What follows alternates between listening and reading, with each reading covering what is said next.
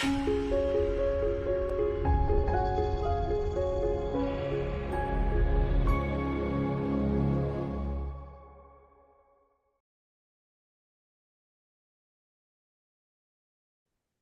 everybody, and welcome to a cup of self-empowerment to trust, heal, and be thyself. I'm absolutely delighted to welcome a fellow Brit in the UK into our Cuppa Hub today, and this is Helen Alder. And Helen Alder, for those of you who don't know her, let me just give a little background information. Helen is a naturally gifted intuitive who found herself visiting the Akashic Records long before she knew what they were. A life crisis led her to work more deeply with the spirit realm, and she began to use her channeling abilities to give readings with your oracle cards and work directly in the Akashic field for others. Her passion is to liberate her clients from repetitive programs, beliefs, and limitations to set them free to rise into their highest timeline. She holds group sessions for powerful clearing of collective wounds and brings through the angelic realm with light language and codes for deeper healing. She also holds sound baths and other workshops and events for profound transformation for her clients. And more information about Helen you can find on her website, which is www.oraclecardgoddess.co.uk. Welcome, Helen. Thank you for taking the time to be with us today. Oh, Thanks for that. Yeah, it's funny hearing it read back. yeah, it Oh, is. is But that that me? gives you that opportunity for you to actually, take it all in, what you do, what you share, that magic you Yeah, do with other people. And yeah, I can resonate so well to what you say as well. So, I'm a big fan of the Akashic Records, and it's the Akashic Records which brought us together. That's how we got introduced, right? absolutely. Yes. Steve Nobel and Liz Findlay. So, yeah, tell us a little bit about how you started to trust thyself on your own journey, because you say it started with a life crisis. So I guess that's when you started making the trust come in. Yeah, it was funny. I got very ill and lost everything. So I lost like where I was living, my job, Mhm. income, friendships, everything, because I was too ill to do anything basically.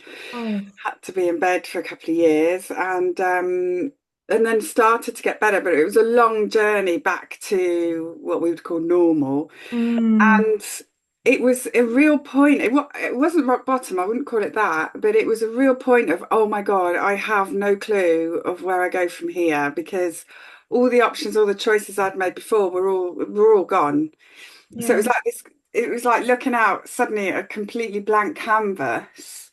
Okay. Um, and I'd always known I was psychic and I knew that I could do things, but I'd never really paid much attention to it because I was like, well, Mhm. that's not a proper job, is it? Like, I'm going off to get a proper job. Yeah, like we're so conditioned to do so, yeah. Yeah, totally. Uh-huh. And then it was like, when you lose everything, when I lost everything, it was like, well, what have I got left? And it was like, well, there's me. That's all that's left is just me. Mm, So what can I do? Well, I can go back to that core of who I am, yeah. that ability, and start to use it to get my life back. Hmm. And so it was like, well, if it all falls flat on its face, or if I can't do it, or any of that, it's like nothing mattered. Failing Hmm. didn't matter because I'd already lost everything. So Okay, it's like yeah. there's nothing more to lose. So like, um, so it was that kind of taking a leap. And Uh, really putting that trust in yourself as an individual. exactly. Yeah. Yeah. And that I could do it. And then I started doing readings and it was Mm. like, oh, I can do this. Yeah, of course you can. Because there's one thing Absolutely. knowing you can do it, but then actually doing it day to day is quite different. Absolutely, yeah. Um, So you said obviously you were in bed for 2 years. Oh my gosh.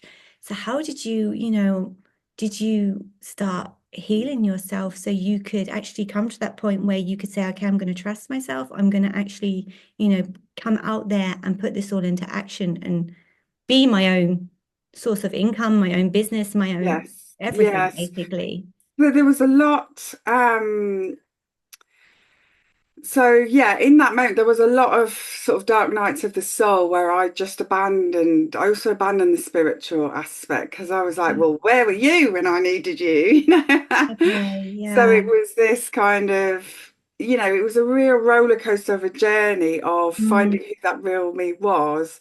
And I was very cross with the universe for everything that had happened. So, I was having a bit of a tantrum at the time as well. That's understandable, don't you? Yeah. But when the dust sort of settled, it was really about recognizing the power of the mind and the body Okay. and taking that power back. Because, Hmm. when I went to doctors and stuff, it was like, oh, there's nothing we can do. Here's an antidepressant, off you go. Oh gosh. And I knew they weren't going to do anything. No. So really what it had to be me, and then I discovered the real power of the mind. I discovered, that the simplicity of life and the power of the simplicity of life, because I would spend my days just with nature. I would either be sitting with trees or I'd be watching birds or because that's the one Mhm. thing I could do. And Yeah. so I experienced the healing power of herbs. Like I would drink a lot of herbal teas, which I still do now. I've got a whole Yeah. apothecary of healing herbs now. Wow. And really work and just knowing and going into the mind, recognizing the power of the mind, but then Mm. recognizing, well, what's the mind linked to? Where am I going? And that was the understanding of the Akashic Records. I didn't know what to call it then. Yeah. Uh, Funny enough, it was only when I did a course many, many years later on how to read the Akashic Records, it was like, Hmm. oh, This is what all it's called. together. Yeah. Oh And so wow. yeah, I got better bit by bit by bit by bit by bit with a combination of lots of things. Yeah. But it just shows you that if you are on a path doing things you think you should be doing, Mm. and it wasn't that I'd ignored my own impulses of what I wanted to do. It was more that I didn't really connect with it. I didn't really know what I wanted. So I followed a path somebody else said would be good, Hmm. society said would be good. And Yeah. when that all comes crashing down, you're like, oh, I'm not meant to be doing that. And it is hard to digest, I think, because you're like, well, why am I not supposed to be doing Mm. this? Because, this is kind of like what I'm supposed to be doing, apparently. Well, Yes. I'm not supposed to be doing this, but everyone else is doing this, or that person there. And like, it's that comparison where we have to like stop the Yes. comparison and really, as you say, unpack your own mind. And that is not an easy job. No, no, it's And not. that's deep, deep work. Yeah. Oh my Yeah. gosh. So when would you say, or how would you rather say, how did you actually step into that moment where you thought, well, I'm going to be me. I'm going to be unapologetically me, and I'm not going to. Well, I'm going to try not to worry, or I'm Yes. not going to worry what anyone else thinks about it, and I'm going to claim myself back, reclaim my sovereignty, reclaim, my power back, like you spoke about so beautifully. How did you do that? So I'd say I did it bit by bit. It wasn't Mm. like a sudden transformation. At the beginning, so I started, so this is a long time ago. This is a couple of decades ago now. Wow. And so when I decided, okay, what can I do for income? I decided to do readings. Mm. I did some guinea pigs, and it was like just to check I could do it because I'd never done an actual reading. I did readings just by through tuning in and talking to people. I Yeah. hadn't used cards before. It's Okay. like, well, I better check I can actually do cards Yeah. first.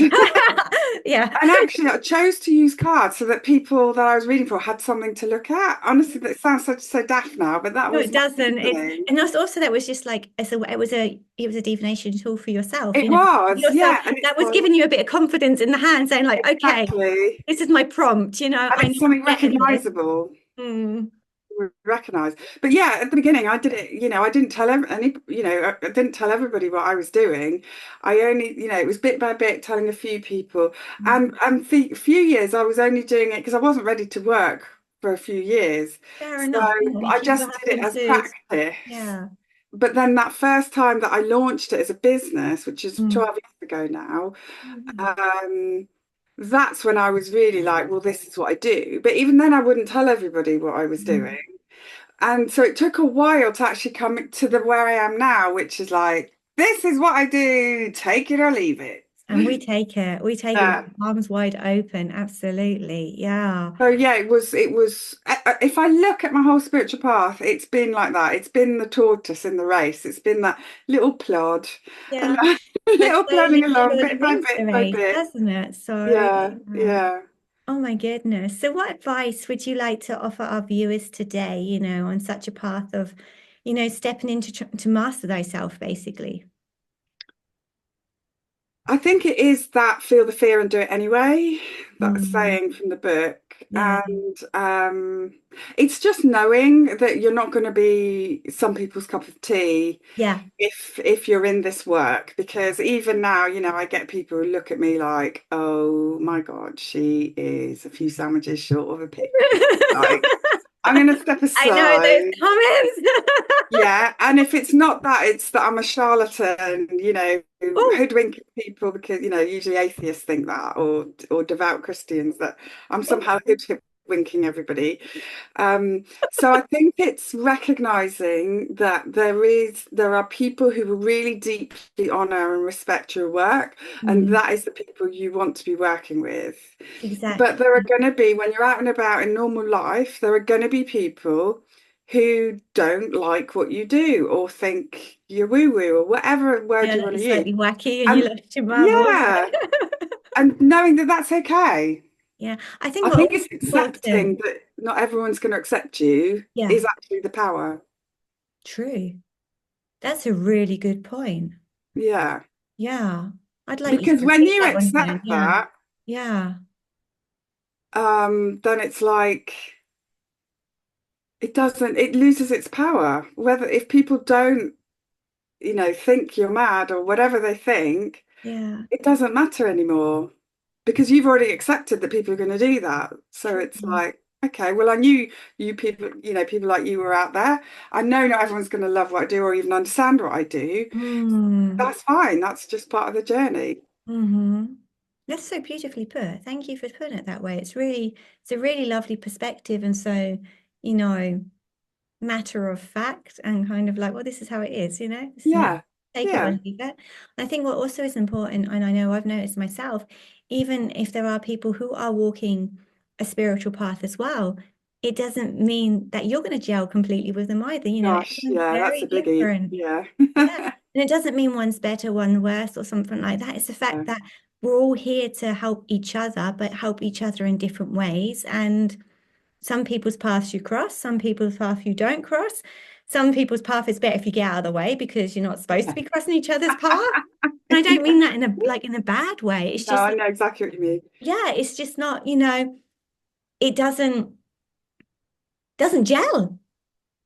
And if And you it's so true because when I started out, I was like, oh, anyone spiritual, I'm going to get on with. Yeah, we're all part of this lovely, loving, big family. And then it's like, oh, no, we're not. but we're all individual. We're all very individual, and that's the humanness of us. So yeah, yeah. It's just, isn't it? It's again accepting, okay, I don't gel with that person. That's absolutely fine. But look, I really gel with this And no one. offense, it wouldn't be any different if you were doing it with someone else. So yeah, with someone who wasn't on a spiritual path, you wouldn't overthink it at all. Yes, exactly. Yeah, yeah. Good. So how would you like to encourage and support others on their journey to really like stepping into trust and healing and being ultimately themselves? How would you support people? If someone said to me, "Hey, I'm watching this now and Helen's really resonating with me," how can people work with you? How can people connect with you? Obviously, we've given your website address. Where else can they find you? And yeah, Yeah, so it really is about, I like to see, as I'm sure you see your work like this as well, Kelly, it's like we're the guides that just walk alongside people because definitely. it's always about them discovering their own power. So Yeah. with all my work, it's always about how can I empower that person? Hmm. Um, and so a core of what I do is to help them recognize who they are beyond the human. Wow. But we get, even myself, we have times where we get so caught up in the humanness of life. And, we're here to be human and have all those human experiences. So Yes. there's nothing wrong with that. Of course, Yeah. that's what we're here for. But Mm.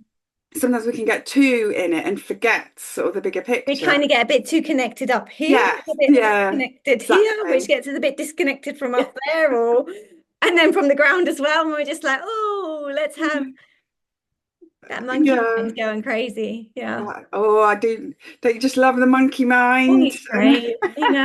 Or the voice of doom, as I call it. That's also one way of putting it as well. Yeah. Yeah, so I like to sit alongside, just reminded them, no, you're powerful. So when I do the like Akashic readings are brilliant, my Akashic readings, because they're a reading on the soul. So they're not, oh, Kelly, you're having the, tarot readings and oracle readings are very much, okay, Kelly, what's going on with your love life, your business, your money, your Hmm. where you live, family, etc. It's Hmm. very sort of human. Mm. Not that spiritual stuff doesn't come through as well, it does. Of course, yeah. But the Akashic reading is like, right, who's the soul having the Kelly experience? Oh, wow. Yeah, I like And so it's that. like, okay, so these, and it's all about the influences. So these are the influences coming in. These are the past lives you've had. These are the vows that are standing in your way. These are the obstacles. These are the karmic connections you've got. These are blah, blah, My blah. heart's So, just lighting up when you talk about the Akashic because I love it so yeah. myself. Yeah.